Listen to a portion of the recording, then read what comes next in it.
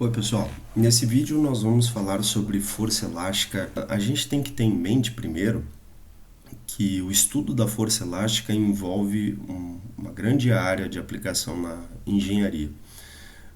Entre outras coisas, né, como por exemplo o estudo do funcionamento e interação molecular, né, ou entre as moléculas. Por exemplo, no caso da engenharia, a gente poderia pegar simplesmente um automóvel e observar que embaixo do automóvel nós temos um sistema de amortecimento e lá tem uma mola, né? E aquela mola, quando pressionada, ela faz com que o carro retorne à posição de estabilidade. Se ela for puxada, mais uma vez, também ela vai fazer uma força contrária à força de aplicação de push ou empurre, né, de compressão ou expansão da mola, fazendo com que ela retorne sempre para a posição de equilíbrio. A gente chama esse tipo de força resistiva ou força restauradora. Então, no caso de uma mola, né, que possui uma força elástica natural, a gente chama também esse tipo de força restauradora. Justamente porque a mola tende a retornar para a posição de equilíbrio, por isso restauração. Outra coisa é com relação às moléculas que eu comentei, né? Moléculas ao interagirem é como se houvesse molas entre elas, que quando elas se afastam, um sistema molecular de ligações químicas, né? Quando as moléculas se afastam de alguma forma, elas tendem a retornar para uma posição estável em que a ligação permanece. Na medida em que elas são empurradas umas contra as outras, elas se afastam, né? Para que a ligação preserve a sua geometria. Então, vamos lá. Dado um certo sistema, né, de molas, eu tenho, por exemplo, eu vou colocar aqui uma situação, um exemplo aqui, né, em que eu vou separar ela em dois casos, tá? Vamos considerar que isso aqui fosse o teto de o teto ou simplesmente uma haste de sustentação, né? Onde eu vou separar isso aqui em caso 1 e caso 2. Caso 1, na verdade, é situação 1, né? O antes e o depois, por assim dizer, né? Vamos colocar antes e depois. Antes, que eu vou chamar de 1, tá? E depois, que eu vou chamar de 2.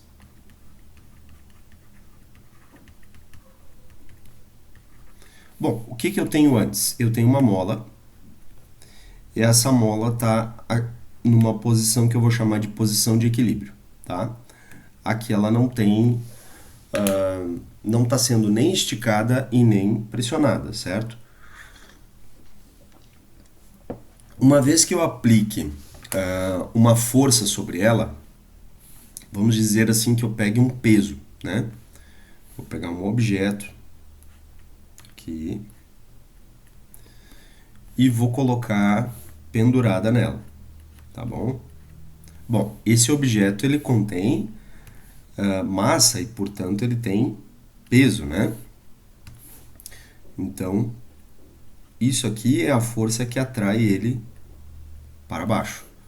E a gente chama essa força de força-peso. No momento que eu colocar isso aqui, a mola vai descer, certo?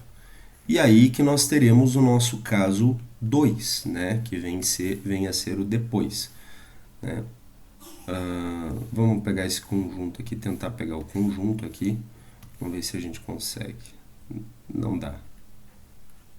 Não vai dar. Tá. Então, olha só. Essa mesma mola acaba sofrendo um esticamento, tá? E aí eu tenho o meu conjunto massa mais peso ali presente, né? Tá bom? Deixa eu puxar essa mola um pouquinho para cima aqui, para ela sobrar um pouco de espaço para nós aqui, tá? Aí, pronto. Bom, o que aconteceu? Ela sofreu, né? Então, um esticamento que a gente chama também de deformação da mola. Se a gente parar para olhar aqui, Vamos dar uma olhada na quantidade que foi deformada. Vou deixar bem destacado aqui, né? Essa era a posição de equilíbrio e essa é a posição atual da mola, né? Bom, qual foi o vetor de deslocamento dela? O vetor de deslocamento dela aqui, ó, foi para baixo, né? Então eu vou colocar nesse sentido aqui, ó. Opa, vamos colocar em branco. E esse foi, também vamos colocar um pouquinho menor. Esse foi o meu vetor de deslocamento, tá? Que a gente vai chamar de, nesse caso aqui, de x, né? Essa foi a deformação da mola. Então, x representa a deformação da mola. Vamos colocar aqui, ó, já. X. Deformação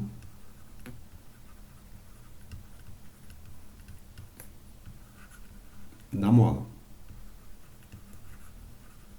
Ou ainda, né, como eu coloquei o objeto aqui, o objeto sofreu um deslocamento, então deslocamento do objeto, né?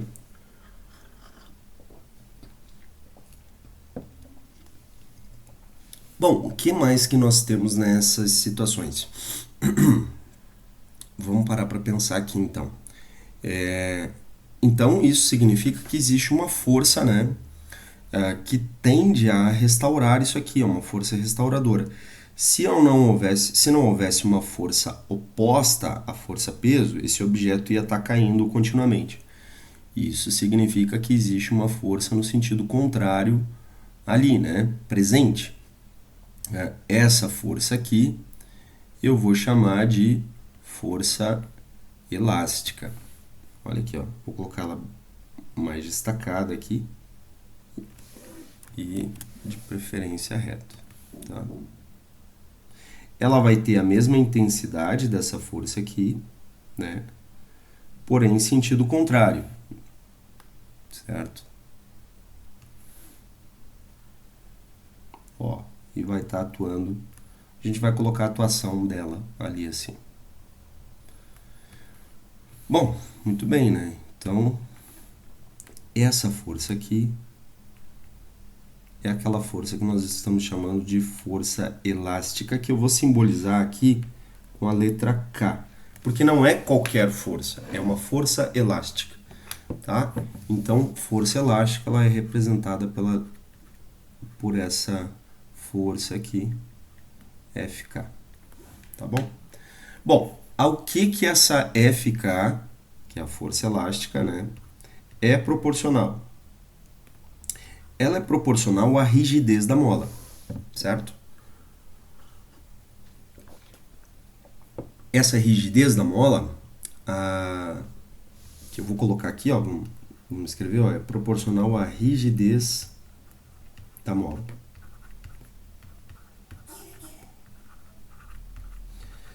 A gente vai ter que encontrar um símbolo para ela, né, para essa rigidez. Bom, esse símbolo é justamente o que eu estava comentando, é a letra K.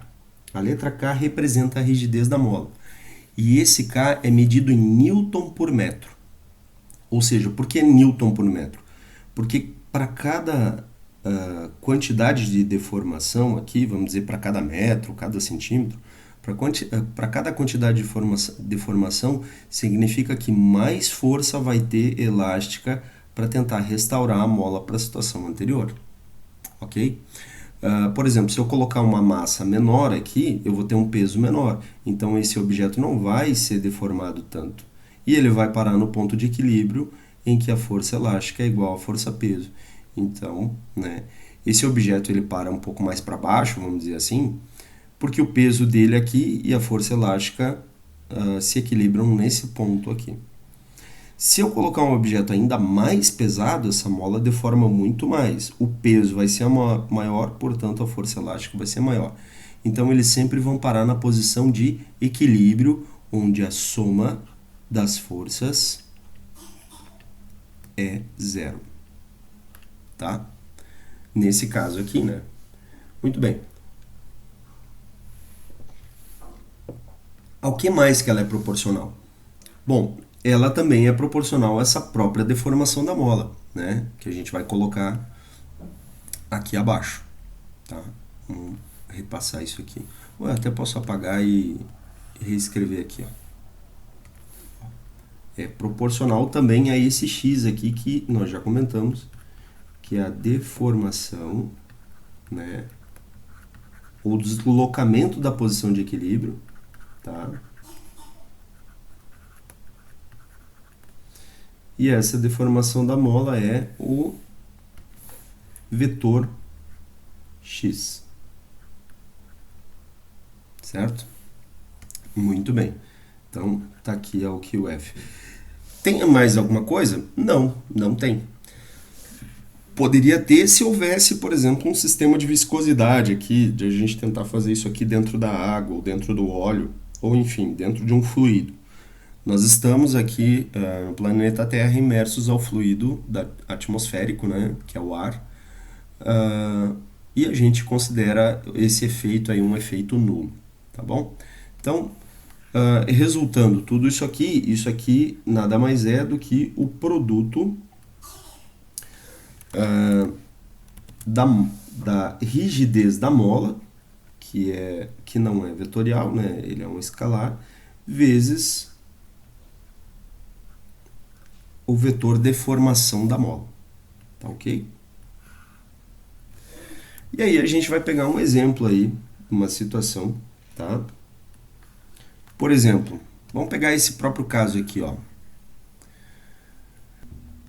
Vamos colocar aqui um exercício que eu já tenho anotado aqui, tá? Vamos colocar o seguinte, então. O nosso problema, que é esse próprio caso aqui, vai consistir no seguinte, ó. Sabendo que, vou colocar um pouco mais para cima,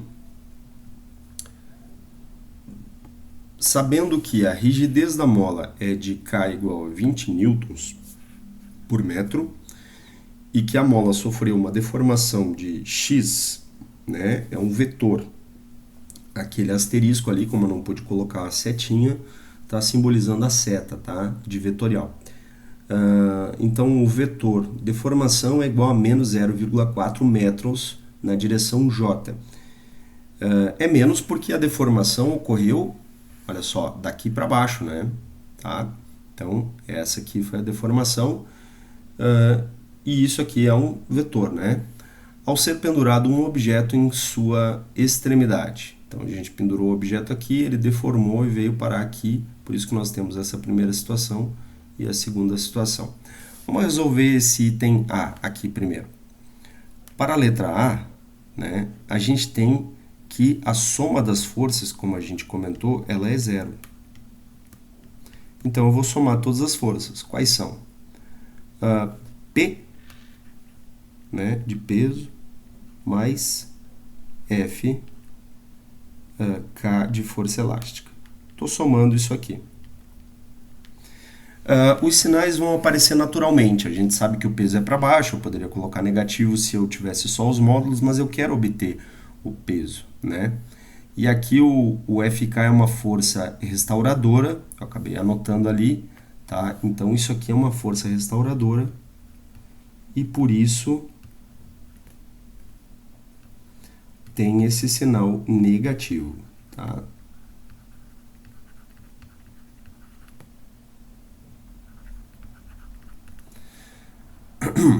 Muito bem. Então, nós vamos fazer o seguinte, ó. Peso, para eu manter ele isolado aqui, eu vou passar a força FK para o outro lado. Vai ficar menos FK. E agora eu vou fazer peso igual a menos... Quanto que é o FK? É menos K vezes X. Portanto, menos K vezes X. Ah, professor, mas por que tanto menos? Bom, o sinal vai aparecer naturalmente, né? Menos com menos dá mais. Então, o peso vai ser o K vezes o vetor deformação X. Vamos fazer a continha aqui, então.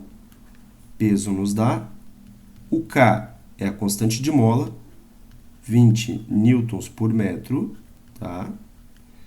Vezes o vetor deformação, que é menos, porque ele está apontando para baixo. Menos 0,4 metros na direção J. Agora a gente cancela metro com metro e a gente faz 20 vezes 0,4. Menos, né? 0,4. Então, isso aqui dá menos 8, né? 20 vezes menos 0,4, menos 8. A unidade que sobrou é Newton e a direção que sobrou é J. Tá? Feito.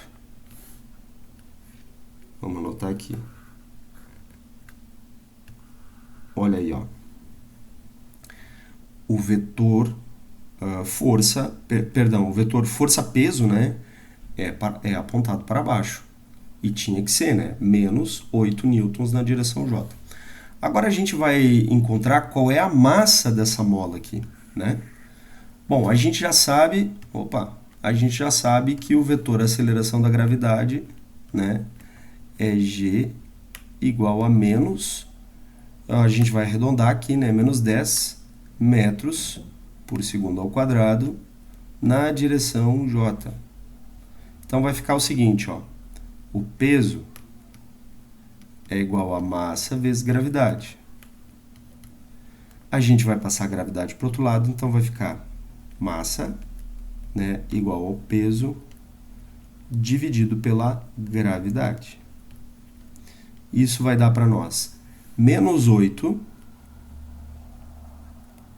newtons na direção J, dividido por menos 10 metros por segundo ao quadrado na direção J. Eu consigo cancelar o sinal de menos, massa não tem sinal, né?